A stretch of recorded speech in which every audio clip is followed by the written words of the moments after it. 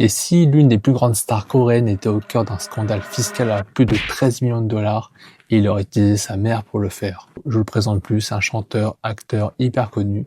Il est visé dans le cadre d'une enquête pour évasion fiscale et c'est l'une des plus grosses jamais détectées en Corée. Donc tout commence avant son service militaire. Le fisc lance un audit approfondi mené par une unité spéciale connue pour traquer les très gros dossiers dans ce genre. Il découvre alors un montage très suspect et très louche.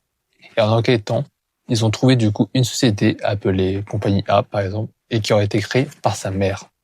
Cette entreprise se serait intercalée entre Cha Eun-woo et son agence officielle. Légalement, quand la Compagnie A était censée fournir des services de management, mais selon le fisc, elle ne faisait vraiment rien. Elle n'avait pas de vrai bureau, elle avait des voitures de luxe enregistrées dans la société, mais aucune activité réelle distincte. Pour les autorités, c'était clair, la Compagnie A servait uniquement d'écran utilisé pour répartir les revenus en fait. En fait, comme en France, en Corée, les entreprises payent moins d'impôts que les particuliers. Résultat, le fisc estime que l'argent est en réalité revenu à Cha Eun-woo et que plus de 20 milliards de won d'impôts n'auraient jamais été payés, donc l'équivalent de 13 millions de dollars.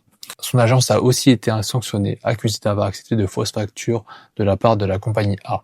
Mais le camp de la star conteste totalement. Selon eux, sa mère a créé la société uniquement dans le cadre de protéger son fils, car il y avait une certaine instabilité avec son agence, et l'entreprise serait légalement enregistrée et active.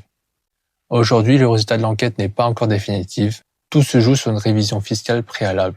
Si elle est acceptée, pas de paiement. Si elle est rejetée, la bataille judiciaire ne fait que commencer. Et le plus ironique dans l'histoire, en fait, Cha Eun-woo, c'était pas la cible originale, c'était plutôt les dirigeants de son agence. Et vous en pensez quoi? Est-ce que vous pensez qu'il a vraiment détourné les fonds? Est-ce qu'il a vraiment fait une évasion fiscale? Et est-ce que vous pensez que ça va endommager sa carrière? Dites-moi en commentaire.